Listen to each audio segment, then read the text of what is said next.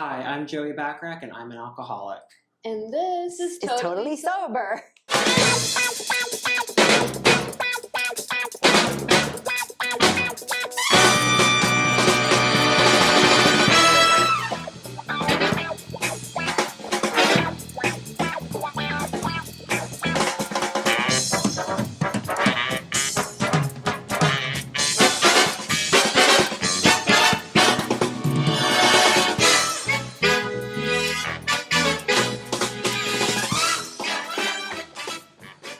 And today we have two very special guests who I would love to introduce all of you to from RecoverWell. We have... Hi, my name is Aya. I'm the Director of Communications at RecoverWell. And my name is Amee Gray. I'm the founder and CEO of RecoverWell. Well, welcome. First of all, thank you so much for coming and taking the time to meet with me. Normally we have my co-star Siobhan, who's currently on location on the East Coast. Oh, nice. But I would love for you to share exactly what RecoverWell is with our audience, how you got started, how'd you come up with the name, and what the mission is.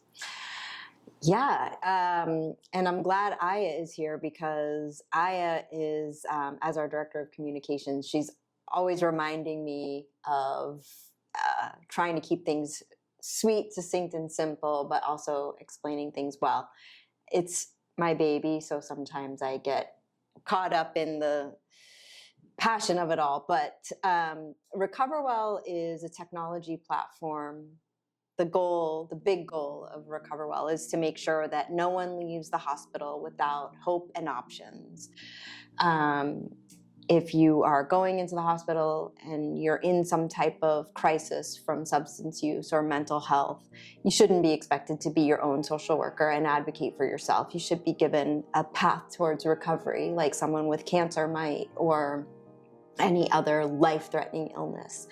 And I believe that substance use and mental health disorders can be life-threatening and deserve the attention that someone or a disease of cancer or heart disease or any other disease that someone might have. Those people should be given that kind of love and support that patients with those other diagnoses might get.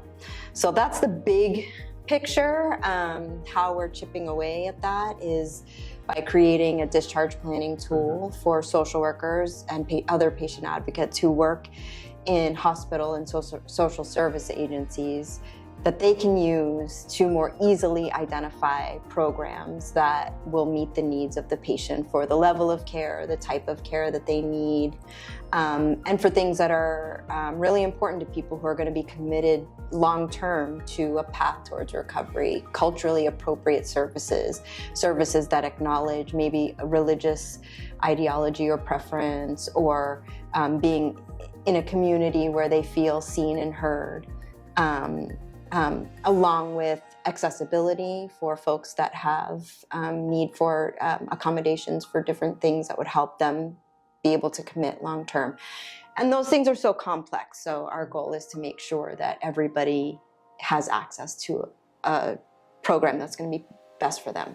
So. Yeah, well, that's amazing. And for those of you who aren't aware yet, there was a very successful press release that came out about 2 weeks ago, which was amazing. And I was part of the whole coming up with what to say and how we can have a strategic partnership. And normally we don't talk about Rainbow Hill Recovery on this show, but it is important for us to acknowledge that we are doing a strategic partnership that's going to be able to help members within the LGBTQ community get placed right after discharging from a hospital, making sure that they're going to the right place.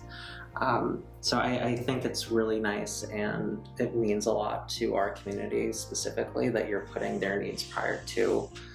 We don't have to go into detail, but it's nice to know that you're doing it for the right reasons. Well, I think we should go into detail somewhat about it, because it is core to our mission to make sure that people have resources. My mother was a social worker, and she was working with the Department of Children and Family Services in Boston in the 80s and 90s during the crack cocaine epidemic, and also when HIV and AIDS were really at the height. People were, hysterical about disease. And I think that it's important to talk about how people need to have hope and options. That's what my mother would always say. She would say, the one thing you can do for someone when they're down and out in any situation is to just give them hope that there is a reason to keep going, and show them different options that they can have to help get out of whatever crisis they're in. And what I love about RecoverWell specifically is the transparency from client to treatment center.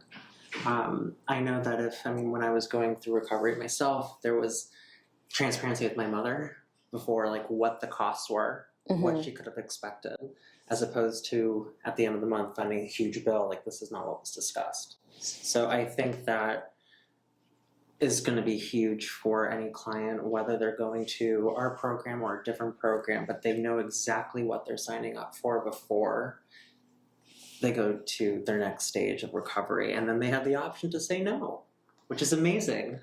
Like that, Yeah. There's none of the passing around. And that's something that Andrew and I have been fighting against for a very long time, where people say, oh, I gave you a referral last month. Where's the return? Where's the favor?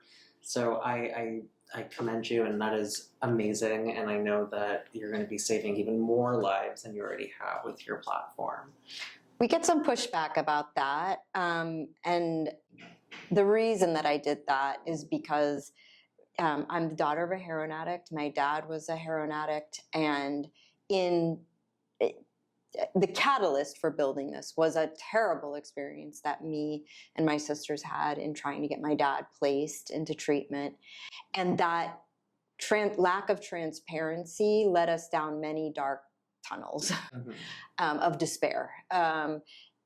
Getting 20 minutes into a conversation with a person and having them tell us how great the program is and how it's going to change not only our dad's life but our lives, everything's going to be better. They're telling us things that we wanted so desperately. We wanted to have this like amazing relationship with our dad, and he was going to wake up and one day be like the squeaky clean dad who gives you great advice and helps you fix your car. They were selling us that bill of goods, and we were ready to sign up, and then come to find out it was way out of our ability to pay. And also that was often my dad's reason for not going to treatment. He would say, I don't want to pay for it, I can't afford it. And my dad had a pretty privileged life. He owned a home.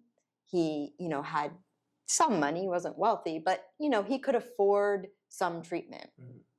But he didn't want to have to pay a lot for it. He was willing to pay his budget, which was not always part of it. So I think there are a lot of people that want luxuries or things in a treatment program that they're willing to pay for.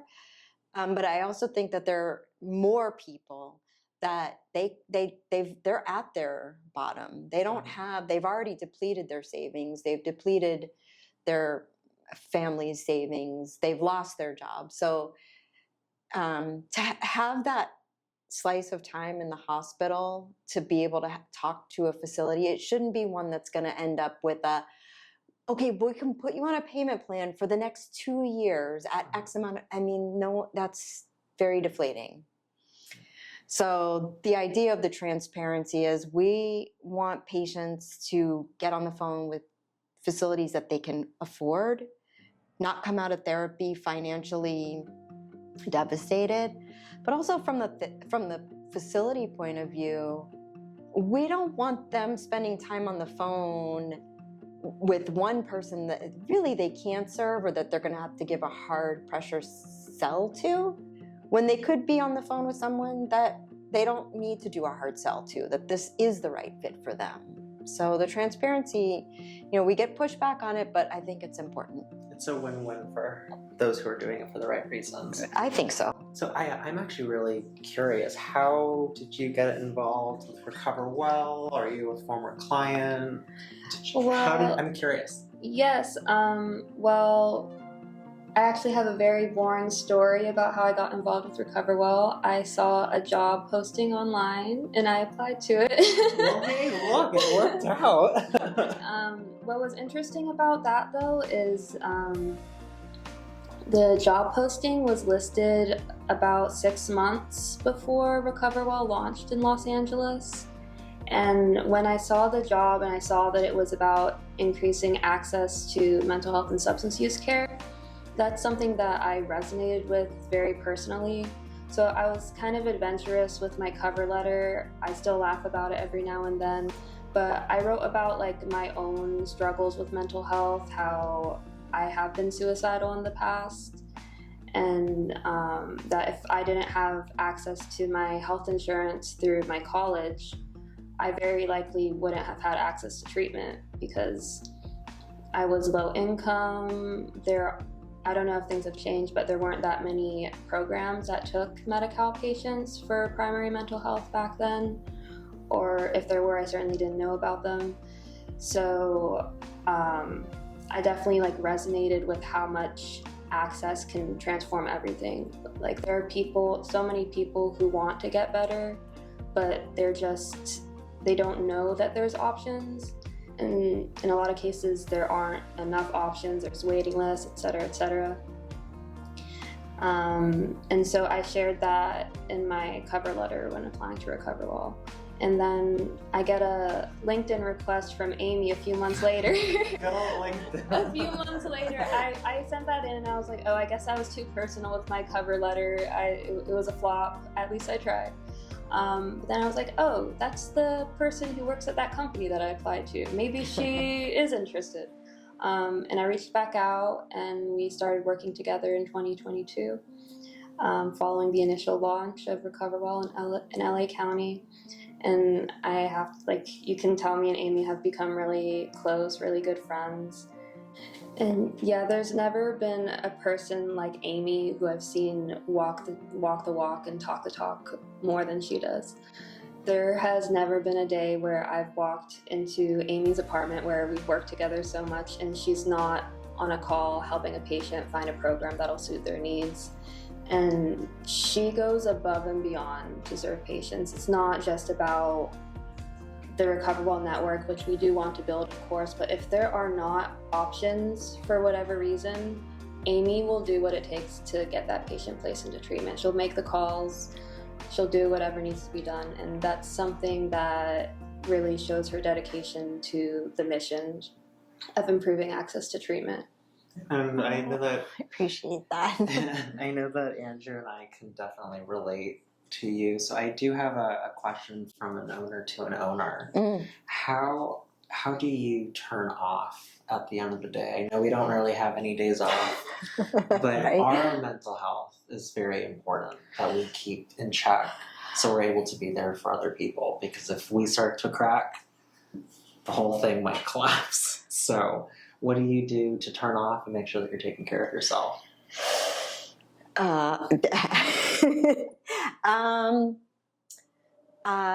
Yeah, I'm not doing a good job of that these days. And we were just talking about that in the car on the way over here about, what were you saying? We were talking about someone being able to take time off. And what is that?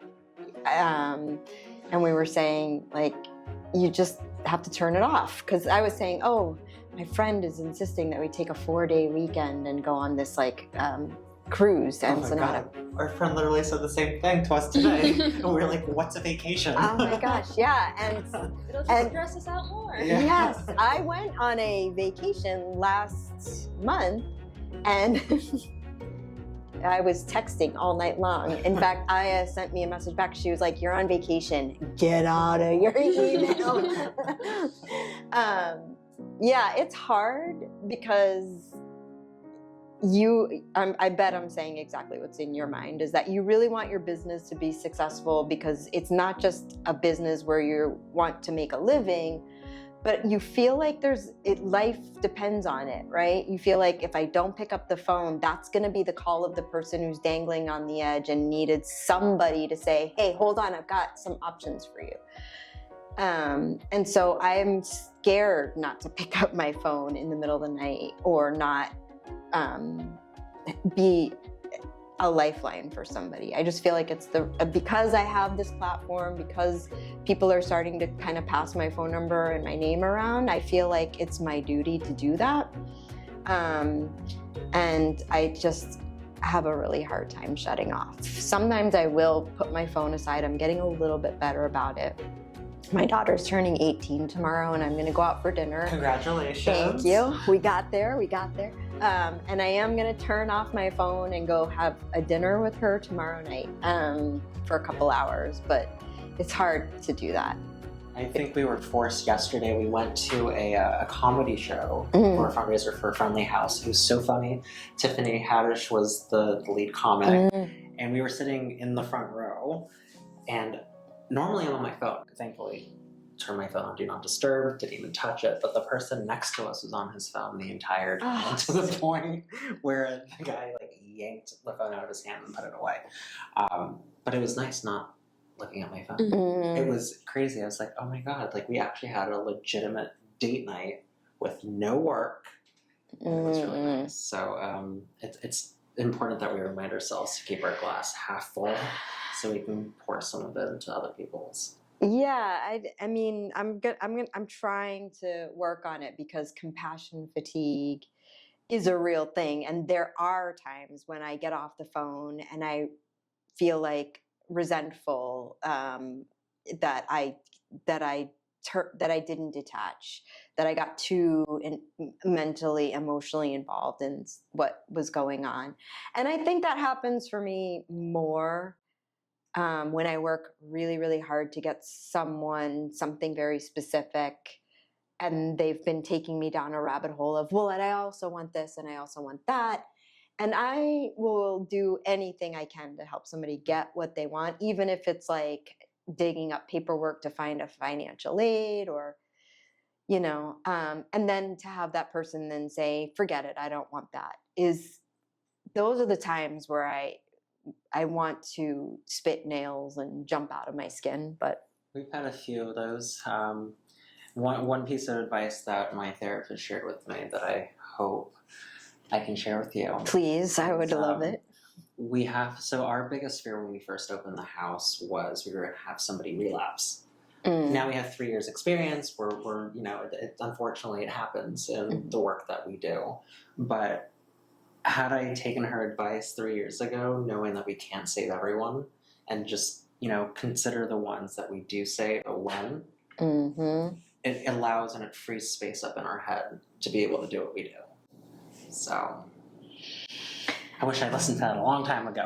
Yeah. I had a experience in college that I think leads to it. When I was in college, I had a really good friend. We lived on the same floor. We studied together. And he committed suicide, and he left a note for me. And that was so hard and so painful, because as a 21-year-old woman, getting a call from the police to A, identify a body, and B, read a suicide note addressed to me, there's probably some PTSD there, right? That then I felt a lot of anxiety around that throughout my life. But it also was a tipping point, because I grew up with a dad who was suicidal, and heroin addict, and threatened suicide and attempted suicide consistently and regularly. So I think now, as an adult, having processed a lot of that in therapy for sure, there's still this piece of me that's it could happen again, or you don't want to be the person that could have saved that person or helped that person and then didn't. And I want to be able to help folks, but I also know that is, I'm going to have to get to that, that's really hard, it's really hard. And I'm sure with the idea of relapse, it's just painful, So you have to we have to remind ourselves, like, we're people too. Like, I'm a person that needs to be taken care of. You're a person that needs to be taken care of. And you are too, Amee. You need to take care of yourself. And so if you're taking care of others at the expense of yourself, you're still hurting somebody. And that's easier said than done. I'm not the CEO of a startup. But. I might be misquoting. I don't know. Good old Instagram. I think it was Instagram, but basically it was a cute note that said something along the lines of like, just because I carry a lot of weight well doesn't mean that it's not heavy. Yeah. And I was like, oh, that one's deep. Yeah, that is. So I'm like, the worst thing I know, like for instance, if I'm ever, if Andrew asks me like, how am I doing? We don't ever say to each other, I'm fine. That is like the worst thing you can say to somebody. Well, for me at least. It's like, no, what's really going on? Like, I'm here for you. Tell me what's going on. So, we just have to do what we can to make the world just a little bit brighter. So. Yeah, check-in, like a real check-in, not your BS that you give to someone on the street. Like, there's a real connection here. I know you, you know me. We try to do that with each other for work, because Aya and I work side by side. Most days we're sitting literally at my kitchen table, like helping each other get through the tedious tasks or, push through things. And I think, as we're working, we help each other with that. And also our imposter syndrome, which we both share. But just constantly reminding each other, like, let's get out of this mindset and into something else. That is good. That is a gift that we share. And that if you have a good partner in your business that you can share that with, that like, I see you doing that, or I see that you're not yourself today. What's going on? Yeah. So just to check in. Yeah. So I have one final question for both of you. Okay.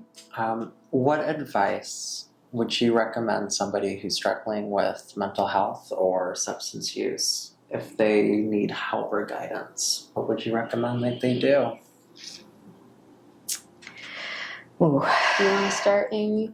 I need to think on that one. Well, on several levels, I would respond to that. Like, we were just on the phone with a patient earlier today. I mean, if you are feeling in any way like you can't go on and you might hurt yourself or end your life, or you're feeling extremely sick, you should go to the emergency room. The emergency room, all emergency rooms have a do no harm policy. They have to treat you, and don't take no for an answer.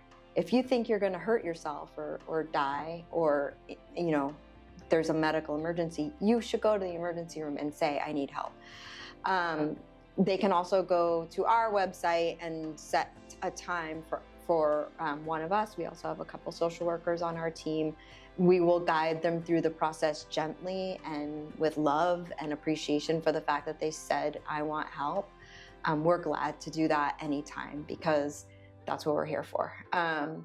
But AA, if the 12 steps is your jam and you don't mind surrendering to a higher power, and AA is a magical place.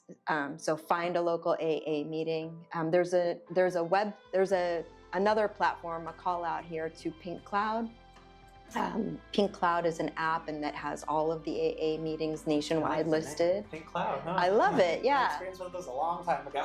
You know what? I looked up. Pink Cloud is a state of euphoria when you're in actual recovery. Mm-hmm. It's specific to recovery, and I never knew that. But I recommend it. I was introduced to Pink Cloud a couple of weeks ago. Jason, the founder, wonderful person, has all of the AA meetings listed. So check out an AA meeting for sure. It's a great place to go. If you're a spiritual person, your spiritual advisor should be able to help you find the right direction. But always hospital. Honestly, this is not a time to mess around with withdrawal. Withdrawal is dangerous sometimes, so get your butt to the emergency room. Go to the closest hospital. Yes. I say this all the time, but to piggyback off of you, ask for help. It doesn't have to be the hospital. It can be your therapist, it can be your friend, it can be your primary care doctor, it can be 988.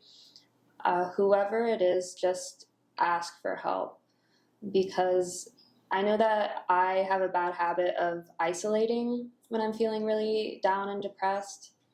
And I can say 100% of the time it has failed to bring me out of depression. Isolating has never been the answer. So I have to remind myself that people care about me.